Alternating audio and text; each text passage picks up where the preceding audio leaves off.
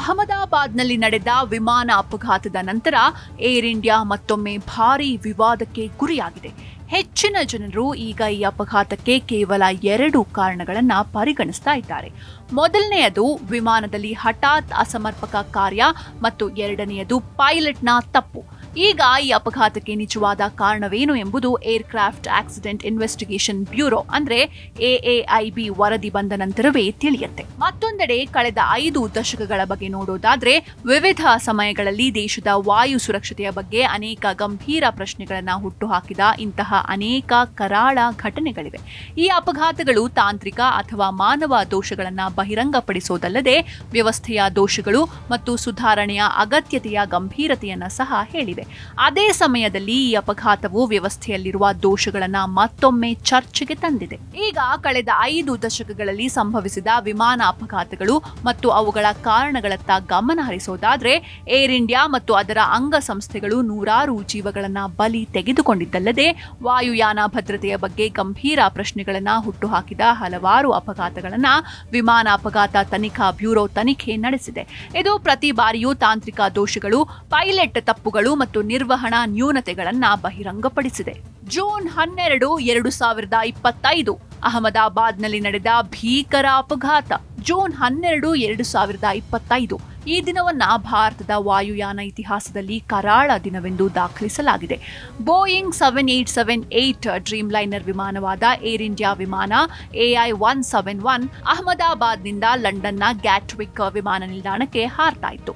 ವಿಮಾನದಲ್ಲಿ 230 ಪ್ರಯಾಣಿಕರು ಮತ್ತು 12 ಸಿಬ್ಬಂದಿ ಇದ್ರು. ಟೇಕ್ ಆಫ್ ಆದ ಕೆಲವು ನಿಮಿಷಗಳ ನಂತರ ವಿಮಾನವು ಅಹಮದಾಬಾದ್ನ ವಸತಿ ಪ್ರದೇಶದಲ್ಲಿ ಕಟ್ಟಡಕ್ಕೆ ಡಿಕ್ಕಿ ಹೊಡೆದಿದೆ. ಈ ಭೀಕರ ಅಪಘಾತದಲ್ಲಿ ವಿಮಾನದಲ್ಲಿದ್ದ 241 ಜನರು ಮತ್ತು ಸ್ಥಳದಲ್ಲಿದ್ದ 38 ಜನರು ಸಾವನ್ನಪ್ಪಿದ್ರು.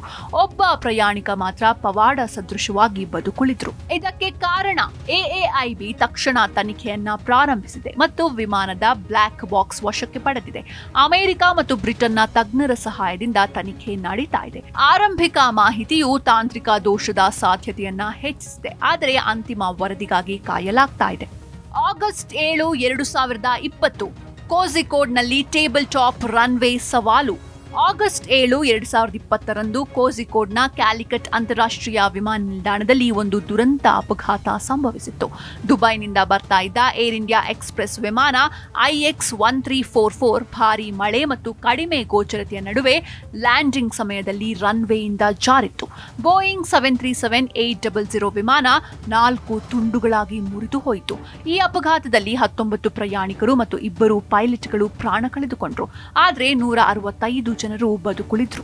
ಇದಕ್ಕೆ ಕಾರಣ ಪೈಲಟ್ 2 ಬಾರಿ ಲ್ಯಾಂಡಿಂಗ್ ಮಾಡಲು ವಿಫಲ ಪ್ರಯತ್ನ ಮಾಡಿದ್ದಾರೆ ಎಂದು AAIB ತನಿಖೆಯಿಂದ ತಿಳಿದು ಬಂದಿದೆ. 3ನೇ ಪ್ರಯತ್ನದಲ್ಲಿ ಅವರು ತಡವಾಗಿ ರನ್ವೇಯಲ್ಲಿ ಇಳಿಯಲು ಪ್ರಯತ್ನಿಸಿದ್ರು. ಇದರಿಂದಾಗಿ ವಿಮಾನ ರನ್ವೇಯನ್ನ ಮೀರಿ ಹೋಯಿತು. ಎಲ್ಲಾ ಕಡೆಗಳಲ್ಲಿ ಆಳವಾದ ಕಂದರಗಳಿಂದ ಆವೃತವಾಗಿರುವ ಕೋಝಿಕೋಡ್ನ ಟೇಬಲ್ ಟಾಪ್ ರನ್ವೇ ಈಗಾಗಲೇ ಅಪಾಯಕಾರಿ ಎಂದು ಪರಿಗಣಿಸಲಾಗಿದೆ. ಕೆಟ್ಟ ಹವಾಮಾನವು ಈ ಅಪಾಯವನ್ನ ಮತ್ತಷ್ಟು ಹೆಚ್ಚಿಸಿದೆ. ಈ ಅಪಘಾತವು ಟೇಬಲ್ ಟಾಪ್ ರನ್ವೇಗಳ ಸುರಕ್ಷತೆ ಮತ್ತು ಪೈಲಟ್ಗಳ ತರಬೇತಿಯ ಬಗ್ಗೆ ಪ್ರಶ್ನೆಗಳನ್ನ ಹುಟ್ಟುಹಾಕಿತ್ತು. ಮೇ 22, 2010 ಮಂಗಳೂರಿನಲ್ಲಿ ಪೈಲಟ್ನ ತಪ್ಪು. ಮೇ 22, 2010 ಮಂಗಳೂರಿನಲ್ಲಿ ಮತ್ತೊಂದು ದುರಂತ ಅಪಘಾತ ಸಂಭವಿಸಿತ್ತು. ದುಬೈನಿಂದ ಮಂಗಳೂರಿಗೆ ಬರ್ತಾ ಇದ್ದ ಏರ್ ಇಂಡಿಯಾ ಎಕ್ಸ್‌ಪ್ರೆಸ್ ವಿಮಾನ IX-812 ರನ್ವೇಯನ್ನ ದಾಟಿ ಆಳವಾದ ಕಂದರಕ್ಕೆ ಬಿದ್ದು ಸುಟ್ಟು ಹೋಯಿತು. ಈ ಅಪಘಾತದಲ್ಲಿ 158 ಜನರು ಸಾವನ್ನಪ್ಪಿದ್ರು ಮತ್ತು ಕೇವಲ 8 ಜನರು ಮಾತ್ರ ಬದುಕುಳಿದ್ರು. ಈ ಅಪಘಾತವು ಕೋಝಿಕೋಡ್ನಂತಹ ಟೇಬಲ್ ಟಾಪ್ ರನ್ವೇಯಲ್ಲಿಯೂ ಸಂಭವಿಸಿದೆ. ಇದು ಸ್ವತಃ ಒಂದು ಸವಾಲಾಗಿದೆ. ಇದಕ್ಕೆ ಕಾರಣ AAIB ತನಿಖೆಯು ಕ್ಯಾಪ್ಟನ್ ತಪ್ಪು ನಿರ್ಧಾರವನ್ನ ತೆಗೆದುಕೊಂಡಿದ್ದಾರೆ ಎಂದು ಬಹಿರಂಗಪಡಿಸಿತ್ತು. ಲ್ಯಾಂಡಿಂಗ್ ಪರಿಸ್ಥಿತಿಗಳು ಸರಿಯಾಗಿಲ್ಲ ಮತ್ತು ವಿಮಾನವನ್ನ ಮತ್ತೆ ಮೇಲಕ್ಕೆ ತೆಗೆದುಕೊಳ್ಳಬೇಕು ಎಂದು ಸಹ ಪೈಲಟ್ 3 ಬಾರಿ ಎಚ್ಚರಿಸಿದ್ರು, ಆದರೆ ಕ್ಯಾಪ್ಟನ್ ಅವರ ಮಾತನ್ನ ಕೇಳಲಿಲ್ಲ. ಕ್ಯಾಪ್ಟನ್ ದಣಿದಿದ್ರು. ಇದು ಅವರ ವಿವೇಚನೆಯನ್ನ ದುರ್ಬಲಗೊಳಿಸಿರಬಹುದು ಎಂದು ತನಿಖೆಯಲ್ಲಿ ಕಂಡು ಬಂದಿದೆ. ಅಪಘಾತವು ಪೈಲಟ್ ಆಯಾಸ ಮತ್ತು ಟೇಬಲ್ ಟಾಪ್ ರನ್ವೇಯ ಅಪಾಯಕಾರಿ ರಚನೆಯ ಬಗ್ಗೆ ಪ್ರಶ್ನೆಗಳನ್ನ ಹುಟ್ಟುಹಾಕಿತ್ತು. ಜುಲೈ 17, 2000 ಪಾಟ್ನಾದ ವಸತಿ ಪ್ರದೇಶದಲ್ಲಿ ಅಪಘಾತ. ಜುಲೈ 17, 2000 ಅಲಯನ್ಸ್ ಏರ್ ಫ್ಲೈಟ್ 7412 ಪಾಟ್ನಾದಲ್ಲಿ ಭೀಕರ ಅಪಘಾತದಲ್ಲಿ ಪತನಗೊಂಡಿತ್ತು. ಅಪಘಾತಕ್ಕೀಡಾದ ವಿಮಾನ ಬೋಯಿಂಗ್ 737-2A8 ಆಗಿತ್ತು. ಲ್ಯಾಂಡಿಂಗ್ ಸಮಯದಲ್ಲಿ ಪೈಲಟ್ ವಿಮಾನದ ನಿಯಂತ್ರಣ ಕಳೆದುಕೊಂಡರು ಮತ್ತು ವಿಮಾನವು ಸ್ಥಗಿತಗೊಂಡಿತ್ತು. ಕೆಲವು ಸೆಕೆಂಡುಗಳ ನಂತರ ವಿಮಾನವು ವಸತಿ ಪ್ರದೇಶದಲ್ಲಿ ಪತನಗೊಂಡಿತ್ತು. ವಿಮಾನದಲ್ಲಿದ್ದ 55 ಪ್ರಯಾಣಿಕರು ಮತ್ತು ನೆಲದ ಮೇಲಿದ್ದ 5 ಜನರು ಈ ಅಪಘಾತದಲ್ಲಿ ಪ್ರಾಣ ಕಳೆದುಕೊಂಡರು. ಇದಕ್ಕೆ ಕಾರಣ ಪೈಲಟ್ ಲ್ಯಾಂಡಿಂಗ್ಗೆ ತಪ್ಪು ಮಾರ್ಗವನ್ನ ತೆಗೆದುಕೊಂಡರು. ಇದರಿಂದಾಗಿ ವಿಮಾನ ಸ್ಥಗಿತಗೊಂಡಿತ್ತು ಎಂದು ಎಎಐಬಿ ಕಂಡುಹಿಡಿದಿದೆ. ಈ ಅಪಘಾತವು ವಿಮಾನ ನಿಲ್ದಾಣಗಳ ಸುತ್ತಲೂ ಸುರಕ್ಷತಾ ನಿಯಮಗಳ ಕೊರತೆಯನ್ನ ಬಹಿರಂಗಪಡಿಸಿತು. ವಸತಿ ಪ್ರದೇಶಗಳ ಬಳಿ ವಿಮಾನ ನಿಲ್ದಾಣದ ಸ್ಥಳ ಮತ್ತು ಪೈಲಟ್ ತರಬೇತಿಯ ಕೊರತೆಯು ಈ ಅಪಘಾತವನ್ನ ಹೆಚ್ಚು ಗಂಭೀರಗೊಳಿಸಿತ್ತು. ಏಪ್ರಿಲ್ 26, 1993 ಔರಂಗಾಬಾದ್ನಲ್ಲಿ ಟ್ರಕ್ಗೆ ಡಿಕ್ಕಿ.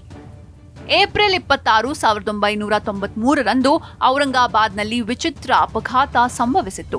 ಬೋಯಿಂಗ್ 737 ವಿಮಾನವಾದ Indian airlines flight 491 take off ಆಗುವಾಗ ರನ್ವೇಯ ಕೊನೆಯಲ್ಲಿ ಟ್ರಕ್ಗೆ ಡಿಕ್ಕಿ ಹೊಡೆದಿದೆ. ಈ ಅಪಘಾತದಲ್ಲಿ 55 ಜನರು ಸಾವನ್ನಪ್ಪಿದ್ರು.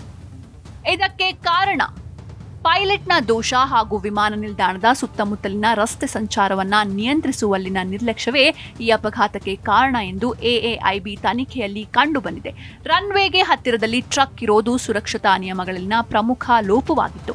ಈ ಅಪಘಾತವು ವಿಮಾನ ನಿಲ್ದಾಣಗಳ ಸುತ್ತಲೂ ಸಂಚಾರ ನಿರ್ವಹಣೆ ಮತ್ತು ಸುರಕ್ಷತಾ ಪ್ರೋಟೋಕಾಲ್ಗಳನ್ನು ಹೆಚ್ಚು ಕಠಿಣಗೊಳಿಸುವ ಅಗತ್ಯವನ್ನ ಎತ್ತಿ ತೋರಿಸಿದೆ. ಆಗಸ್ಟ್ 16, 1991 ಇಂಫಾಲ್ನಲ್ಲಿ ದುರಂತ ಅಪಘಾತ.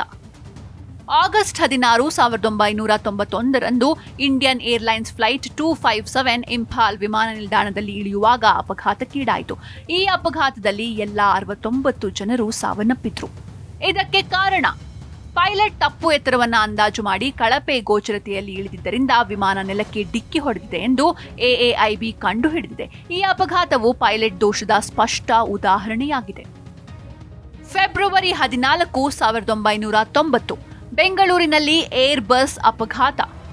ಫೆಬ್ರವರಿ 14, 1990ರಂದು Indian airlines flight 605 airbus A320 ಬೆಂಗಳೂರಿನ HAL ವಿಮಾನ ನಿಲ್ದಾಣದಲ್ಲಿ ಇಳಿಯುವಾಗ ಅಪಘಾತಕ್ಕೀಡಾಯಿತು.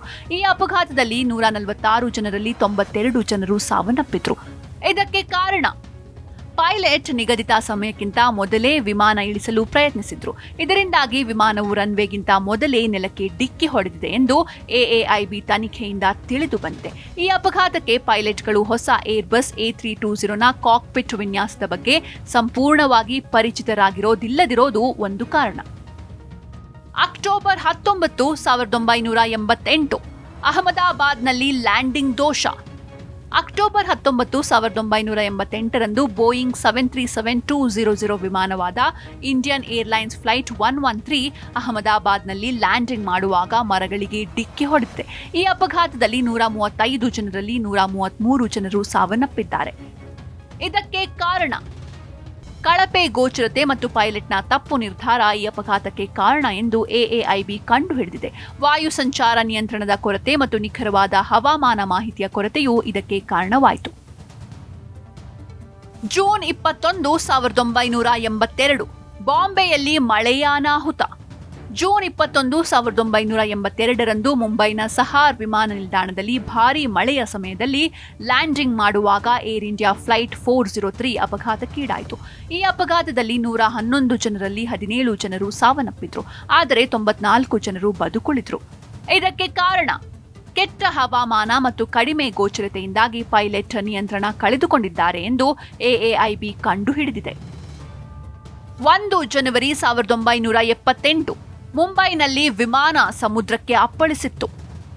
1 ಜನವರಿ 1978ರಂದು ಏರ್ ಇಂಡಿಯಾ ಫ್ಲೈಟ್ 855 ಬೋಯಿಂಗ್ 747 ಮುಂಬೈನಿಂದ ಹೊರಟ ಸ್ವಲ್ಪ ಸಮಯದ ನಂತರ ಬಾಂದ್ರಾ ಕರಾವಳಿಯಲ್ಲಿ ಅರೇಬಿಯನ್ ಸಮುದ್ರಕ್ಕೆ ಅಪ್ಪಳಿಸಿತ್ತು. ಈ ಅಪಘಾತದಲ್ಲಿ ಎಲ್ಲ 213 ಜನರು ಸಾವನ್ನಪ್ಪಿದ್ರು. ಇದಕ್ಕೆ ಕಾರಣ ಕಾಕ್ಪಿಟ್ನಲ್ಲಿನ ಉಪಕರಣದ ಅಸಮರ್ಪಕ ಕಾರ್ಯದಿಂದ ಕ್ಯಾಪ್ಟನ್ ಪ್ಯಾನಿಕ್ ಆದ್ರು. ಇದರಿಂದಾಗಿ ವಿಮಾನ ನಿಯಂತ್ರಣ ತಪ್ಪಿತ್ತು ಎಂದು ಎಎಐಬಿ ತನಿಖೆಯಲ್ಲಿ ಕಂಡುಬಂದಿದೆ. 12 ಅಕ್ಟೋಬರ್ 1976 ಬಾಂಬೆಯಲ್ಲಿ ಎಂಜಿನ್ನಲ್ಲಿ ಬೆಂಕಿ. 12 ಅಕ್ಟೋಬರ್ 1976ರಂದು ಇಂಡಿಯನ್ ಏರ್ಲೈನ್ಸ್ ಫ್ಲೈಟ್ 171 ಬಾಂಬೆಯಲ್ಲಿ ತುರ್ತು ಲ್ಯಾಂಡಿಂಗ್ ಸಮಯದಲ್ಲಿ ಅಪಘಾತಕ್ಕೀಡಾಯಿತು. ಹಾರಾಟದ ಸಮಯದಲ್ಲಿ ಎಂಜಿನ್ ಬೆಂಕಿಗೆ ಆಹುತಿಯಾಯಿತು. ಎಲ್ಲ 95 ಜನರು ಸಾವನ್ನಪ್ಪಿದ್ರು. ಇದಕ್ಕೆ ಕಾರಣ ಎಂಜಿನ್ ಅಸಮರ್ಪಕವಾಗಿ ಕಾರ್ಯನಿರ್ವಹಿಸಿದ್ದರಿಂದ ಇಂಧನ ಮಾರ್ಗಗಳು ಕತ್ತರಿಸಿ ಬೆಂಕಿ ಹರಡಿತು ಎಂದು ಎಎಐಬಿ ಕಂಡುಹಿಡಿದಿದೆ. ಮೇ 31, 1973 ದೆಹಲಿಯಲ್ಲಿ ವಿದ್ಯುತ್ ತಂತಿಗಳಿಗೆ ಡಿಕ್ಕಿ. ಮೇ 31, 1973ರಂದು ಇಂಡಿಯನ್ ಏರ್ಲೈನ್ಸ್ ವಿಮಾನ 440 ದೆಹಲಿಯ ಪಾಲಂ ವಿಮಾನ ನಿಲ್ದಾಣದಲ್ಲಿ ಇಳಿಯುವಾಗ ವಿದ್ಯುತ್ ತಂತಿಗಳಿಗೆ ಡಿಕ್ಕಿ ಹೊಡೆದಿದೆ. ಈ ಅಪಘಾತದಲ್ಲಿ 65 ಜನರಲ್ಲಿ 48 ಜನರು ಸಾವನ್ನಪ್ಪಿದ್ದಾರೆ. ಇದಕ್ಕೆ ಕಾರಣ ಕೆಟ್ಟ ಹವಾಮಾನದಲ್ಲಿ ಪೈಲಟ್ ಮಾಡಿದ ತಪ್ಪು ನಿರ್ಧಾರದಿಂದಾಗಿ ಅಪಘಾತ ಸಂಭವಿಸಿದೆ ಎಂದು ಎಎಐಬಿ ಕಂಡುಹಿಡಿದಿದೆ. ಡಿಸೆಂಬರ್ 9, 1971 ಮೇಘಮಲೈ ಕಾಡಿನಲ್ಲಿ ಅಪಘಾತ. ಡಿಸೆಂಬರ್ 9, 1971ರಂದು ಇಂಡಿಯನ್ ಏರ್ಲೈನ್ಸ್ನ ಆವ್ರೋ HS748 ವಿಮಾನವು ಮೇಘಮಲೈ ಅರಣ್ಯದಲ್ಲಿ ಅಪಘಾತಕ್ಕೀಡಾಯಿತು. ಚೆನ್ನೈನಿಂದ ತಿರುವನಂತಪುರಕ್ಕೆ ಹೋಗ್ತಾ ಇದ್ದ ಈ ವಿಮಾನದಲ್ಲಿದ್ದ 40 ಜನರಲ್ಲಿ 31 ಜನರು ಸಾವನ್ನಪ್ಪಿದ್ರು. ಇದಕ್ಕೆ ಕಾರಣ ಕೆಟ್ಟ ಹವಾಮಾನದಲ್ಲಿ ಪೈಲಟ್ ತಪ್ಪು ಸಂಚಲನೆ ಮಾಡಿದ್ದಾರೆ ಎಂದು ಎಎಐಬಿ ಕಂಡುಹಿಡಿದಿದೆ. ಇದರಿಂದಾಗಿ ವಿಮಾನ ಪರ್ವತಕ್ಕೆ ಡಿಕ್ಕಿ ಹೊಡೆದಿತ್ತು.